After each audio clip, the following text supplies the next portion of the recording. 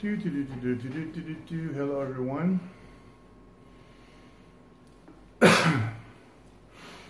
All right. Here we are.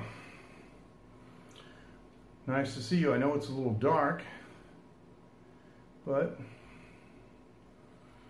it is 10:30 at night here in Taiwan. Let me go to full screen here. I want to say hi to everyone from beautiful Taiwan. Hello on YouTube, Periscope, and Africa TV. I want to say 안녕하십니까 to our friends in Korea. And sorry, but 나는 한국 아닙니다. So I'm not Korean, so I really can't speak Korean very well. But hey, Sylvia, how are you? Nice to see you. How's everything? All right. We're upstairs in the newly remodeled and refurbished tracking studio. But now we'll talk about that later. Yeah. Okay. Yeah, Africa TV is really cool. It's a great app. I really like it. And I feel like such an idiot because it's actually kind of new to me. But of course it's been around forever. Now, I want to thank my sponsor, ivideo.com.tw. We are actually live using the ivideo.com.tw Wi-Fi service. Yes. So that's how good it is. That I'm home in my studio and I'm streaming on a Wi-Fi box. What does that tell you? Also, TaiwanLive.tv, the website that I almost never update.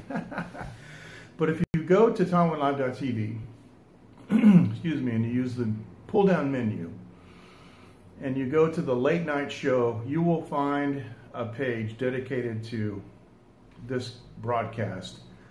And thank you, Dean. Thank you so much. I appreciate it. Now, I don't wish people Happy New Year because I think it's just all the same. Psalm 9, oh, that's a great psalm. Nice to have you with us. Thank you. Yeah, I don't wish Happy New Year because I think it's just same, but that's okay. But thank you very much for the sentiment. I really appreciate it. Hope it's not too dark. I got the lights down. I've been playing some tracks and stuff. I'm not going to play them for you guys now, but I was just playing some tracks and just hanging out. So, all right.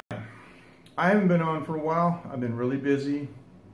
Family stuff, you know, cutting some tracks. Oh, it is Henry. I should have known that. Gosh, I feel like an idiot. Sorry about that. Anyway, Henry, just for you, you know, I put some lights on the desk here, you know, like on the, yeah. Okay, cool. Hey, Mike, thank you. And I want to say fist bump to everybody. It's not a punch. It's not a punch. It's a fist bump, okay? Yeah, it's a little dark, but you kind of have it, you know, dark sometimes. You guys have seen me, like, at my best, at my worst in 1080p. So, happy Tuesday. Thank you. Uncle Bud. Congratulations on the new grandson. Boy, Uncle Bud, what a beautiful boy. You must be so happy. You know what's really weird, Uncle Bud, is we're not that far apart in age, but I got a 6-year-old kid. Because everybody comes up to me and they go, is that your granddaughter? I'm like, shut up. So anyway, but that's cool, man. See, we have a late night group. If you go to TaiwanLive.tv up here, right? TaiwanLive.tv, and you go to the late night group, there is, or to the late night page, there is a line. Oh, you're very welcome. There is a Line QR code. If you use the Line app, Line. Yeah, Sylvia, you saw that picture, right? Because you're in the Line group too. There's a QR code that you can scan and join us in the Line group. It is a lively bunch of people. Multi-ethnic, multicultural, multinational, just the way I like it. I love it, baby. The more the merrier. You know, that's people who follow me tend to think the same way that I do. You know, I don't like these prejudices and so forth, but I also don't tolerate wrongdoing. So that's a different broadcast. We'll talk about that later. So anyway, I haven't been on for a while, and I want to apologize because even Phoenix said, you know, you're going to lose your followers. So, hey, Jaspy, how are you? Matthew, how's it going? Hey, all right, good to see you guys. Now, the viewers on Africa TV must wonder what in the world is going on, because I'm in the dark and they got all this, you know, stuff popping up here. So yeah, and good night. Yeah, I know, because it's 2 hours. It's 2 hours later. So hey, Dean Whitcomb, holy cow! Yeah, I haven't seen you for a long time, bro. Nice to see you. Thank you. Thanks very much. I really appreciate it. Yeah, it's 10. It's like yeah, 10:40. So you know, yeah. It's after midnight, well after midnight where Jaspy is in Australia. So let me point something out. You see this right here? This guy right here? That guitar? Actually, there's a microphone in the way. That is my 1964 Epiphone Olympic melody maker, and it's heavily modified by me, but also when I bought it, it had like a Gibson pickup put on it, a humbucker. That is the most amazing guitar. Was that Ken Rod that just came in? Wow, I'm yakking here. Sorry, I'm not watching. Ken Rod, nice to see you. Always a pleasure to have you with us, sir. So, all right, so I got my cinnamon rum. Hey, you know what? It's a party. Maybe I should have set up to do some tunes. All right, Ken, how you doing? Nice to see you, bro. Guys want to follow Ken. He's got some cool scopes where he tests a lot of coffees. Now that actually is my lamp right here that I got facing upwards. So yeah, no, it's nighttime here. And I got an audio loop on here just to light some meters up here on the console. If I pull these down, then most of those lights go out. Only the solo and place lights stay up. If I bring these up, then the other 8 groups go up. Oh, look, we can go red. Oh, we're peaking. Oh, we're distorting. Oh, yeah, like who cares? All right. So there you go. So anyway, do you guys remember the company Acoustic Research? They had some cooperation between England and Massachusetts, believe it or not, which is kind of weird because it's kind of like the Pilgrims, you know, in England.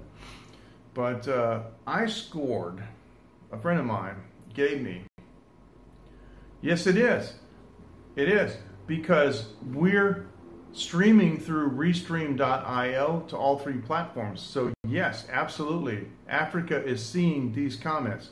The problem is I'm not monitoring Africa, and I can't see what they're saying.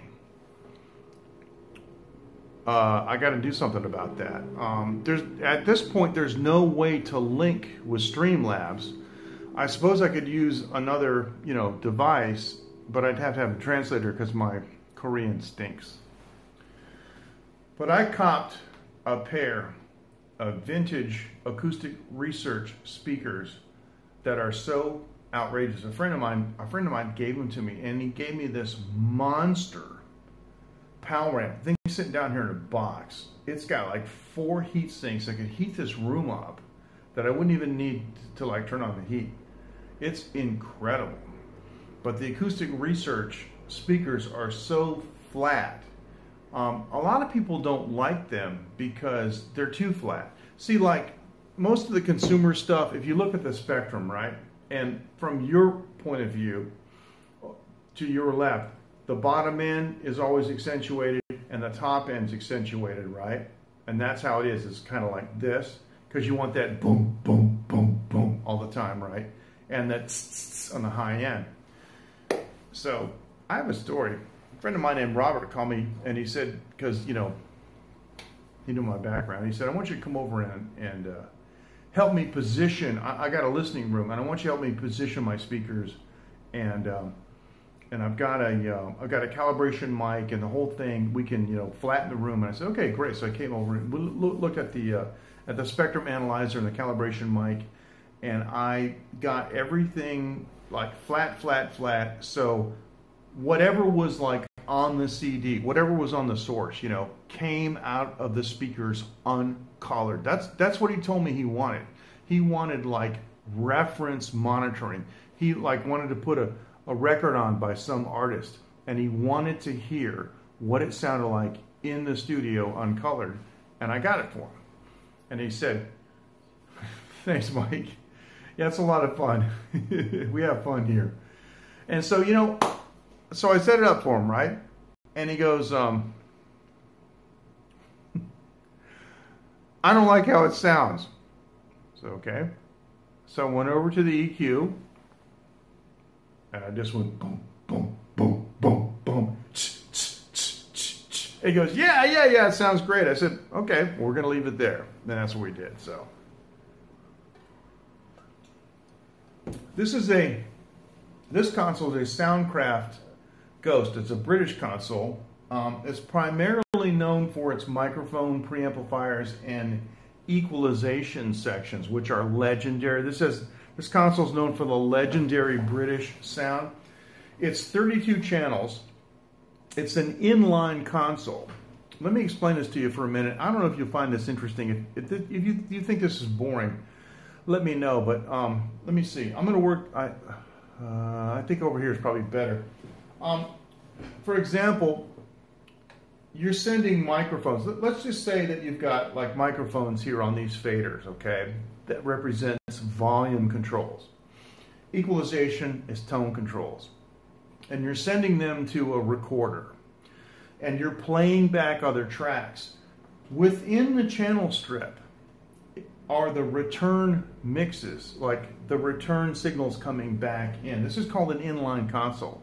Okay, good. Years ago, you would have a split console. You'd have a separate console on the side that would just be for monitoring. An inline console has several advantages because with a flip of a button, you can turn this into the tape returns, and suddenly now you're mixing the tracks. And that's how I used to run the MCI consoles all the time. I used to run them in reverse. I would use the mix B up here to send the signal to the recorder, because the truth is, if say like you got a singer, okay, and the singer goes me me me me me me me me, and you adjust the volume where you want it. You've got the trim set, the equalization, the tone controls where you want. You've got a side chain insert effect, like you might have compression or limiting. You don't have to ride the fader. You don't have, because you don't know what they're going to say. You don't know what they're going to do. So you can't be going like this all the time. So basically you get the level, and it is what it is. So that means that you could just use a knob, right, on mix B. And so I used to run it in reverse, and I would work on the tape returns. And so by the time I was done with the session, I would have basically almost a complete mix ready to go. So that meant at the end of the session, we could just run the master recorder, and we're like almost there. Now this is an older console. It doesn't have much in the way of automation. It does SMPTE, it does MIDI for mutes, but I'm not going to kid anybody. I'm not going to mix anything on this desk. This desk is for tracking. And I'm going to be honest with you.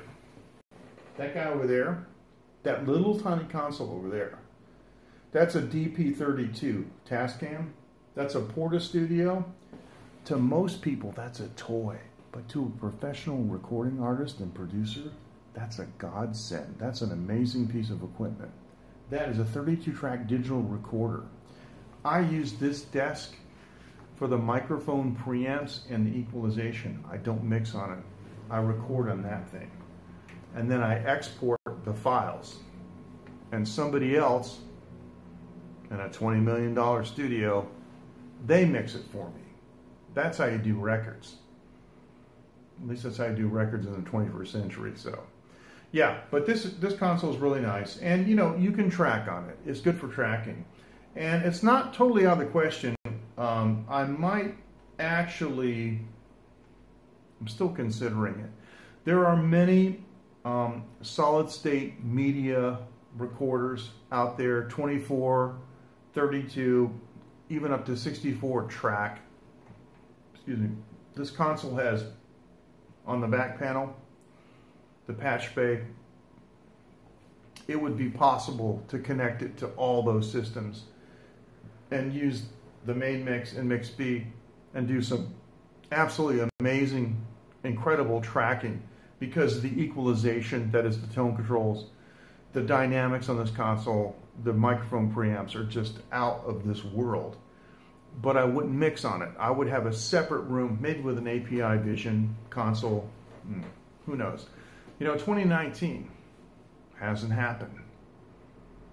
It's still unwritten. So we don't know what's going to happen. But every indication tells me that we have a possibility of doing all those things. So hey, who knows? Anyway, one way or another, I'm going to be releasing something in the early part of 2019. Now, talking about releasing, did you guys hear about Brian May's New Horizons release? Did you hear about that? This is in conjunction with the New Horizons probe, that's like gone further than any other space probe ever outside the realm of the solar system. Did you guys hear about that? Hello? Is this thing still on? Are we still on? Everybody here?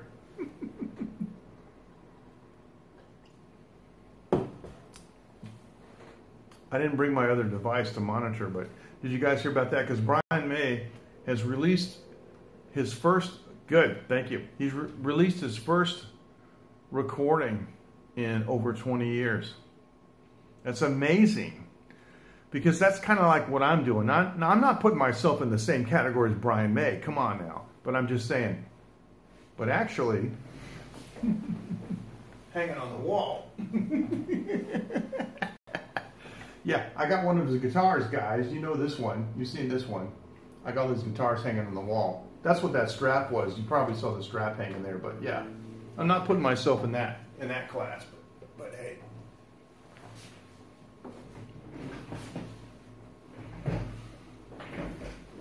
I'm not sure. I'm not sure how long I'm going to be out there. Henry, the thing is a lot of these probes that they're launching, it's amazing because they're outliving their planned life. They have like a mission, like a lifespan of like 5 years, and these things are like going like 12 years or something. It's amazing because manufacturing is just getting better and better and better and better all the time. So hey, that's what's going on. They're making stuff better. What was it that Eric Braden said, Dr. Forbin, that it's built better than we even thought it was. So yeah, about Colossus. Yeah. So who knows, man? As long as New Horizons can get some kind of power from some power source, I mean, it's far away from the sun. It's amazing that it can still do anything, because I don't know where it's getting the energy from, because it uses, the photovoltaic cells, but who knows. Rob Ebner, good morning to you. This is good evening here in Taiwan. Thank you. How many years travel to Mars and back now? All right, Henry, the answer to that question is if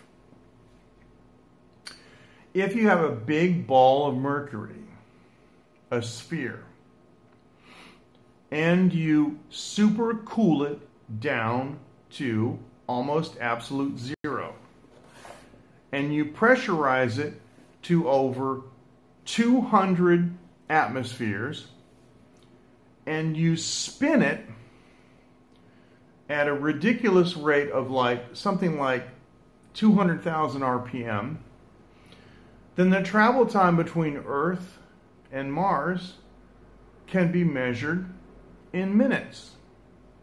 And if you don't believe me, I suggest that you do a YouTube search on TR3B. That's Tango Romeo 3 Bravo. and tell me what you think in the comments of this video later. Anti-gravity drive is real, guys. It's absolutely real, and I know it is. I have personal reasons to believe that it's real because somebody who knows told me so. Thank you. Oh, one of the few, Henry, one of the few. I have been debating whether I should tell this story or not, but it involves my first wife. You know, I'm divorced from her, but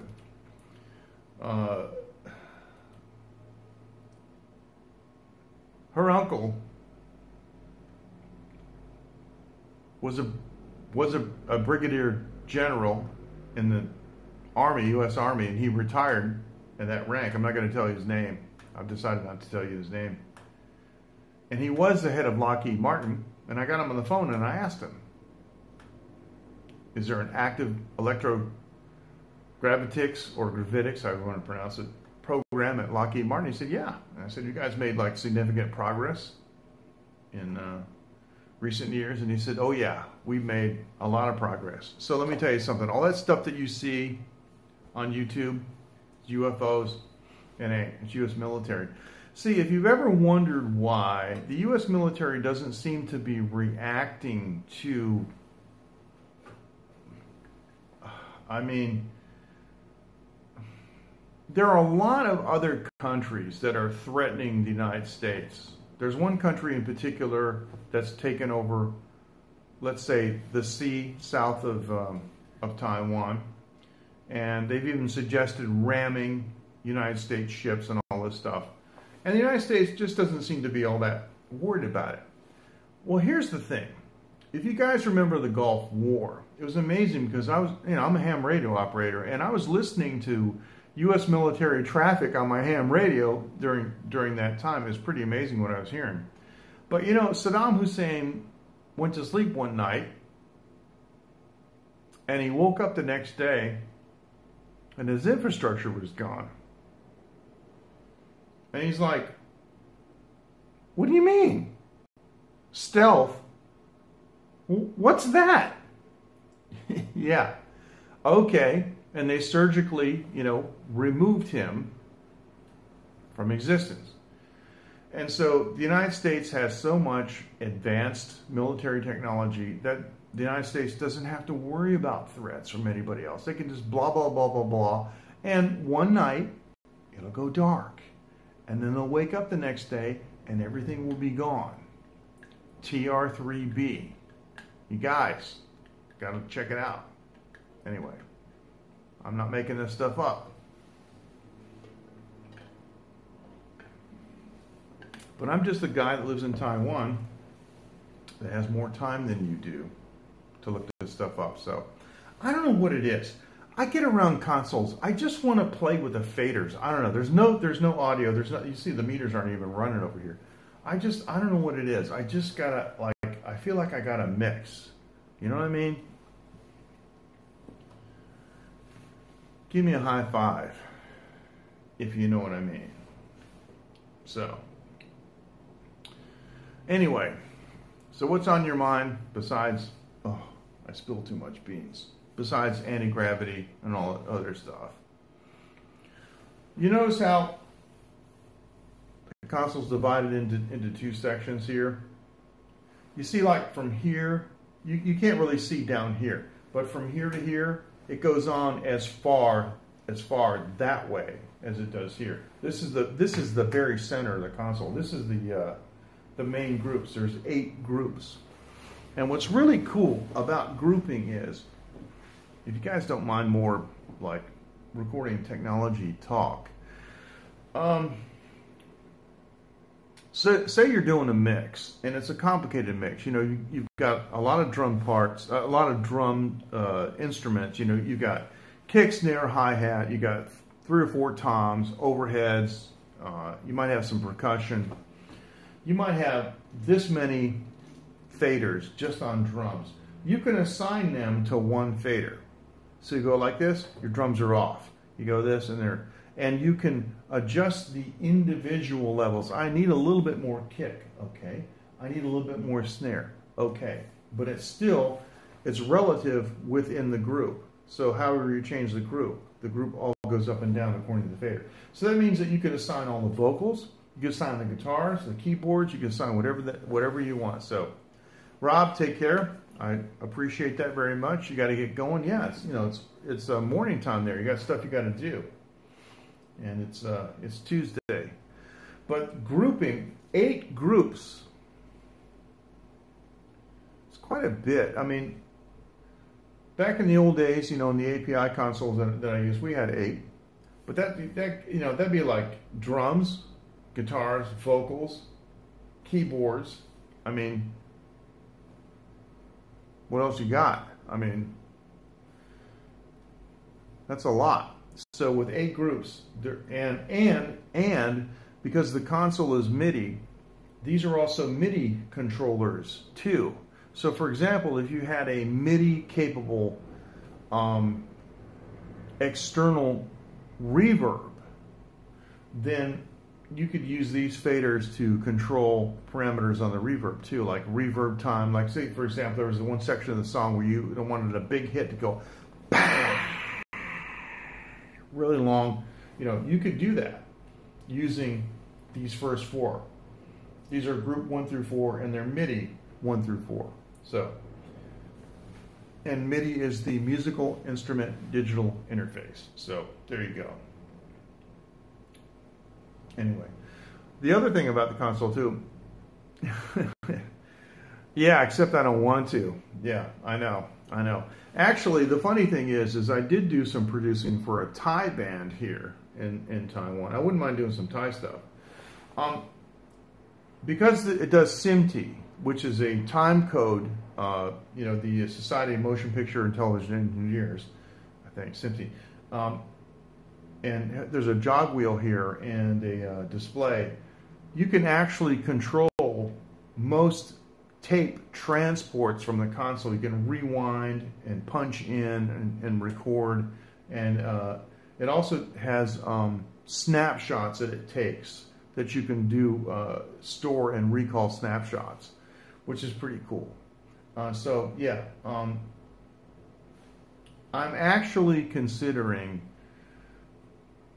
building a new tracking room around this console, but not a mixing room, a tracking room around this console. But it remains to be seen. But you guys will have the inside track, because I'm always going to tell you first in the late night group. But right now, just to make the lights light, of course I'm not lighting the other lights on the meter bridge. Just to make the lights light, I'm actually looping something on the Tascam over here. So let me show you the whole thing real quick. This is the whole console. That's the whole thing. So it's 16 on this side and 16 on this side, with 8 groups in the middle, and this is the stereo master fader. If you're doing a mix and you fade out a record, this is the fader right here. This is the guy. And these here, and right now, this is would, if we're doing a mix, this would normally be the stereo level output, but this is now the solo in place. When you're mixing a record, sometimes you want to hear something, you go, gosh, what is that guitar doing? I mean, it just, and so you want to be able to cancel everything out. Hey, Spring, how you doing? You want to be able to cancel everything out except that one guitar. So you want to hear it in place, soloed. So they call it solo in place. And so that's the solo in place button. So the solo in place buttons are here. And if I take these out, then you see that those meters go down, and these meters go down here, because right here. But if I put them back on, then there you go, solo in place. So it's fun. Anyway, this console is is pretty old. It actually, I'm not sure of the manufacture date, but this is circa 2000. So it could be 18 years old. It could be 15 years old. They made this for quite a number of years. But you know, the old vintage gear, man. I mean, I've got, well, let me show you this. So, thank you very much, Spring. Sping. I'm sorry, Sping. Thank you very much.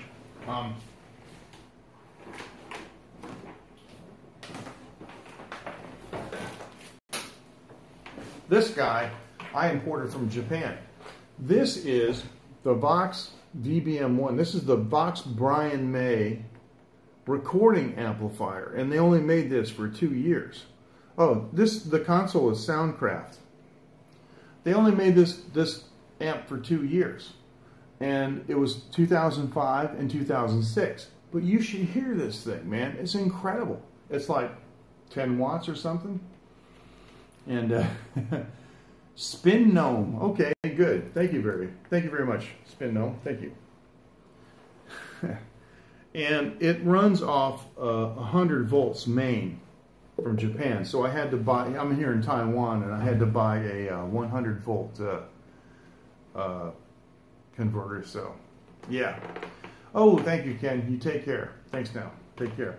But you know, the Brian May guitar that I have here on the wall, coupled with this thing, it's like, you know, you want to hear the solo for Bohemian Rhapsody. I mean, that's the sound. You got to be able to play it, but that's the deal. So, all right. So, I got a question, because I don't have my second device. Now, we're simultaneously broadcasting to 3 platforms. We're broadcasting to Africa TV in Korea, on the Korean platform. We're broadcasting on YouTube Live and also Periscope.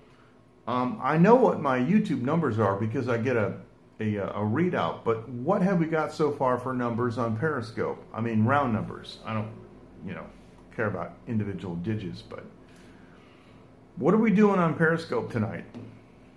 Should be pretty interesting. I don't get on as much as I used to.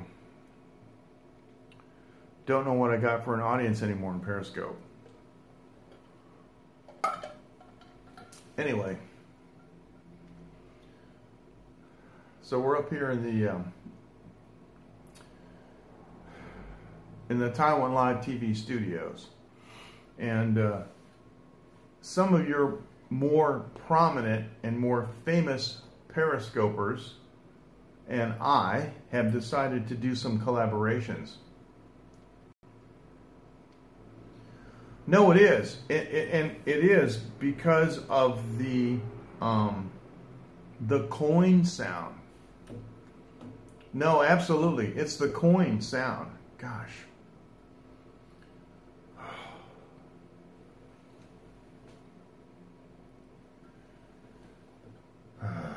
Should I hook this up? I don't know. 3 views. No, I was talking about the... No, I wasn't talking about the number. I was talking about the total, like under the broadcast thing. So 4 on Periscope. Yeah, thanks. 24 total views. No, I meant the total views. Yeah. See, everybody comes in on Periscope and they go, up, no boobs, move on. Up, old man, move on. That's what happens. They're looking for boobs. That's what they're looking for. I'm sorry. I'm just calling it like I see it. All right. Well, next time we come on, if you want, I'll show you what the Brian May amp sounds like. It's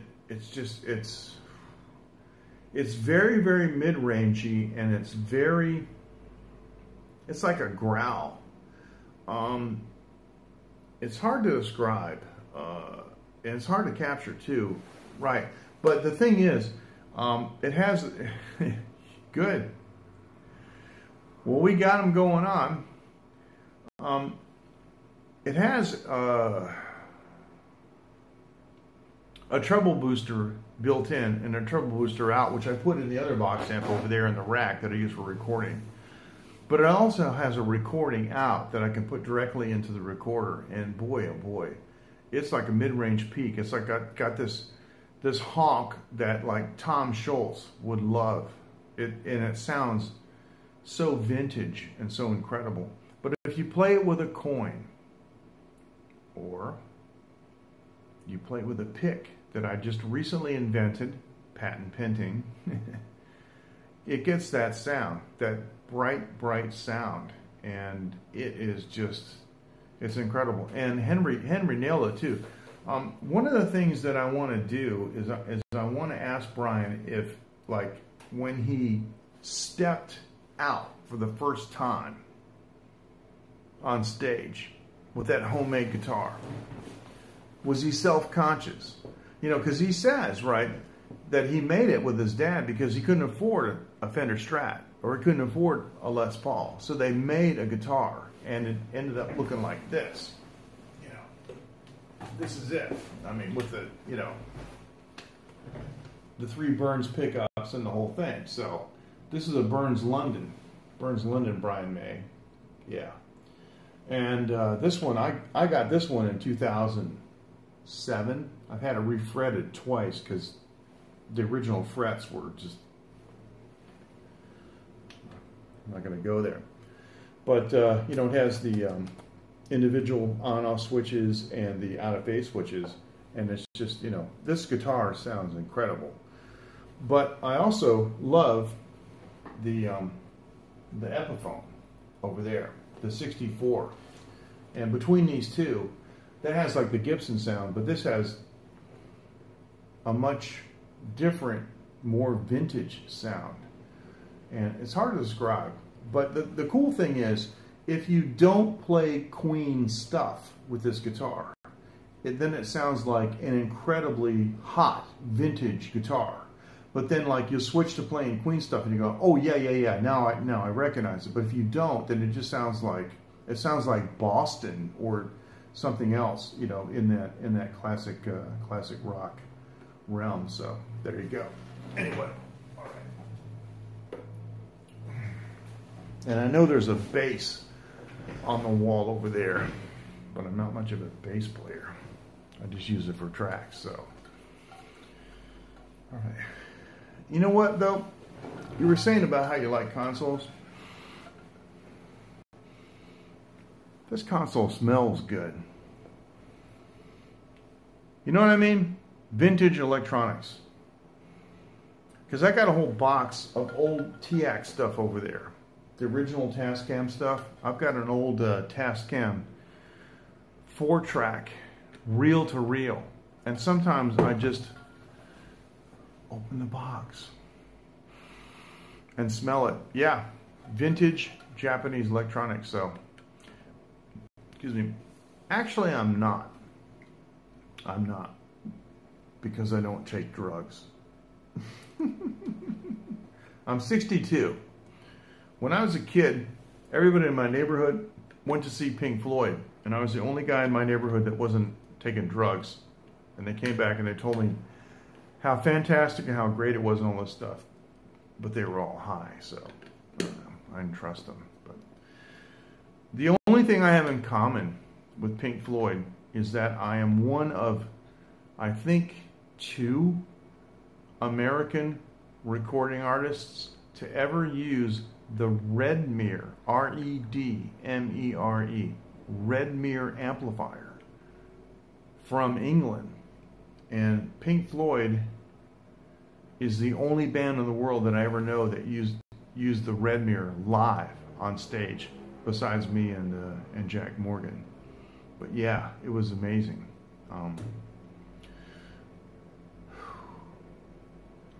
Boy, that's another story, the Redmere. Good for you, man. No, they're good. They're really good.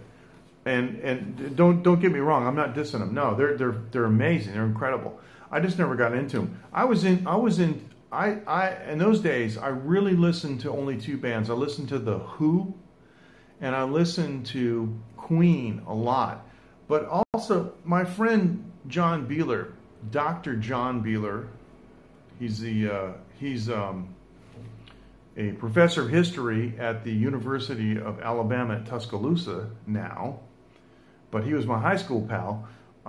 he introduced me to Roy Wood and The Move. Fantastic stuff. And probably Henry, I'm thinking Henry probably knows these groups. Cherry Blossom Clinic and all these incredible songs back then. That's kind of where I came from.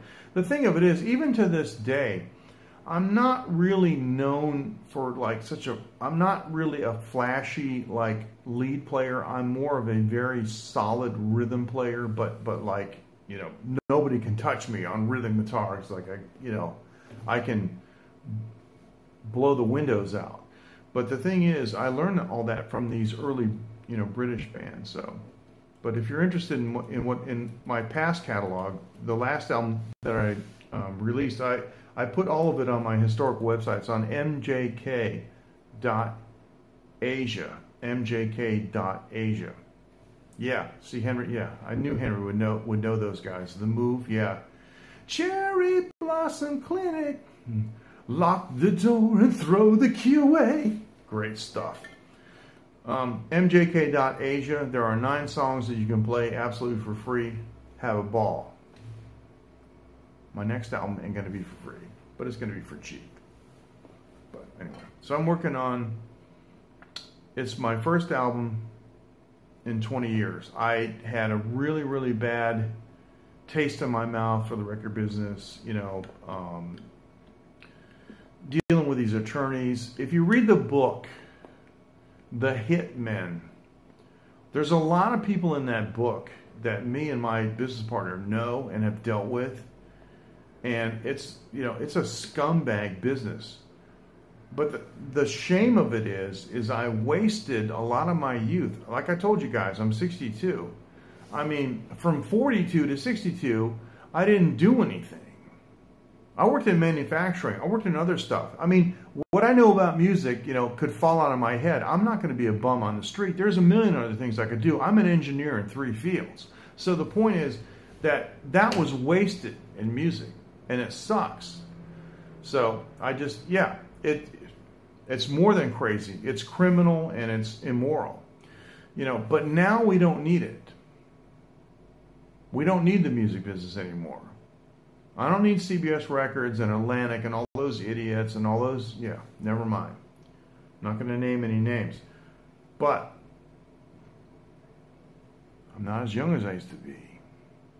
I don't have a 4.5 octave range like I used to. I got about a 3.5. Yeah, okay, it's all right. But it kind of ticks me off that, you know, I wasted it. But if you go to mjk.asia, you can hear what I used to do, and you can make your own judgments. And if you don't like it, that's fine, and I appreciate that. And I got no problem with that. I know, gosh, I'm starting to sound like an old man with sour grapes. But I'm not. You know, I got a lot to be happy for. Crying out loud, I got a 6-year-old kid, man, named Phoenix. And she is outrageous, though. Really? Okay. Well, my friend Steve Hunt, you know, he has a record label, and I haven't, of course, I don't want him to find out about it by watching a YouTube replay, but I'm considering asking him if he would like to release my stuff on the new record label, but that's okay. I got backing from another company, so yeah, well, that's what we want. That's what we want.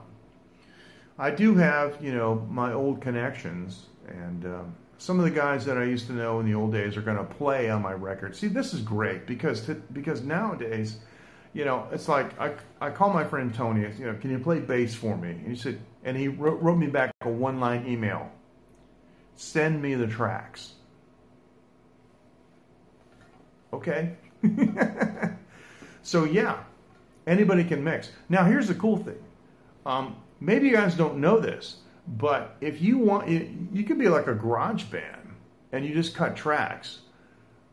If you just pay money, just go to Abbey Road Studios, okay, online, and open a project, give me your credit card number, upload your files, and in 10 days, Abbey Road, man, some engineer at Abbey Road, and if you want, you can pick them. You can pick the engineer. No, it's absolutely, you're absolutely right. Good friends, man. You can have an engineer at Abbey Road Studios mix your record, and it's like 400 pounds. It's like 450 bucks. Come on, man. I got guitars worth more than that. You know what I'm saying? I mean, come on. That's lunch money in this business. But seriously, if you, and the other thing too, is that they'll master it for 50 pounds and they're, for example, they're iTunes certified. So when you want, you know, to put your music out digitally and you want to distribute it with iTunes, the fact that they're iTunes certified, you're in, man. And how good does that look on your album?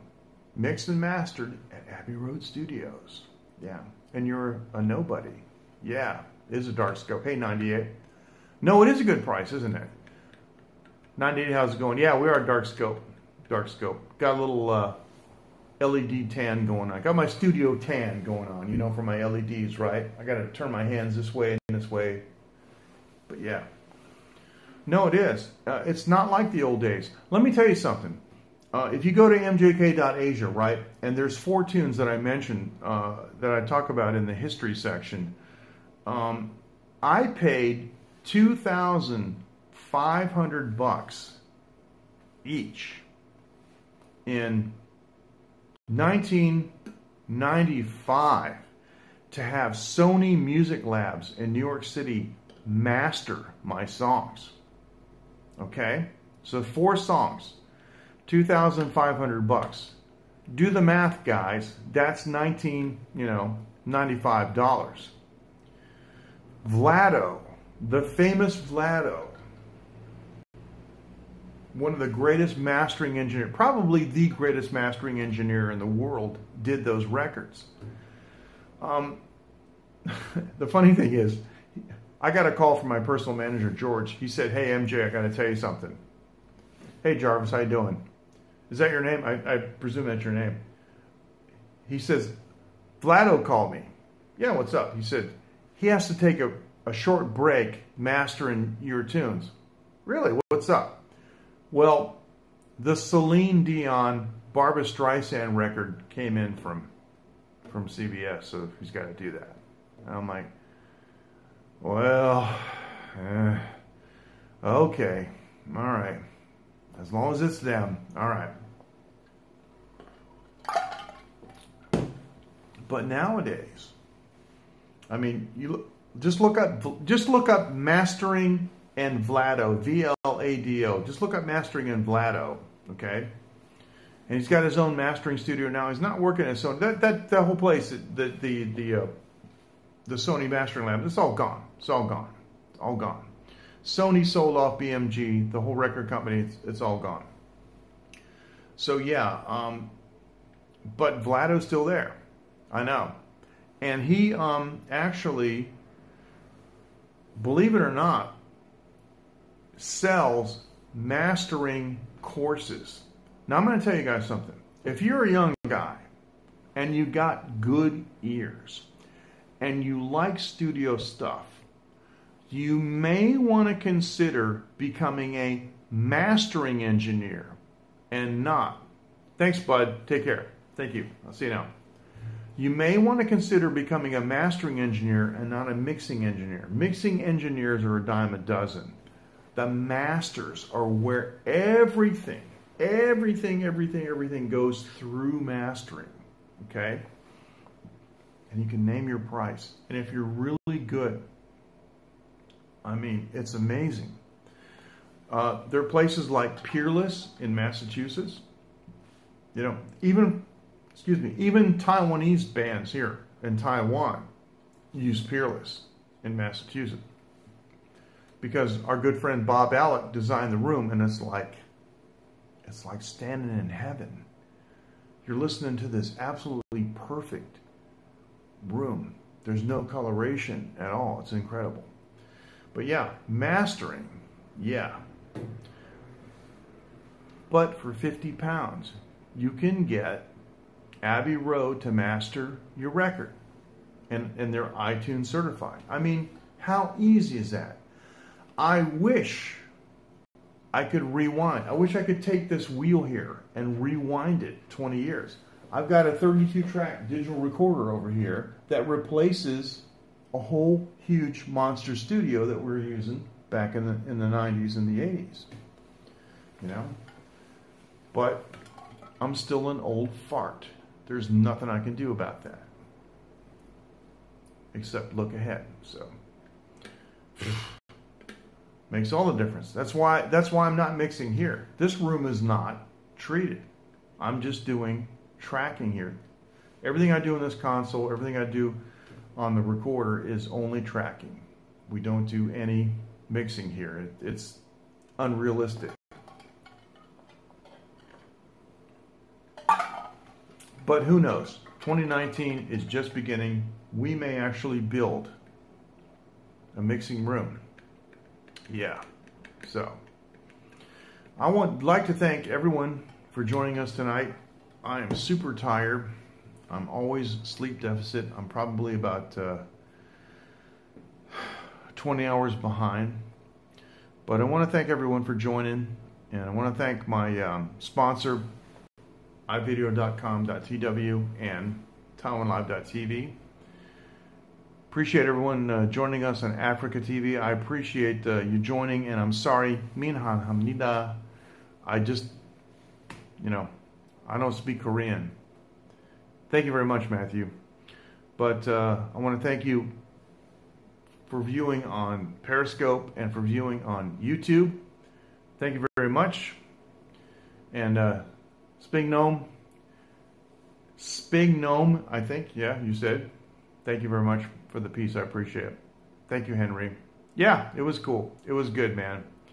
And sorry I ruined my mouth too much, but yeah. This was good.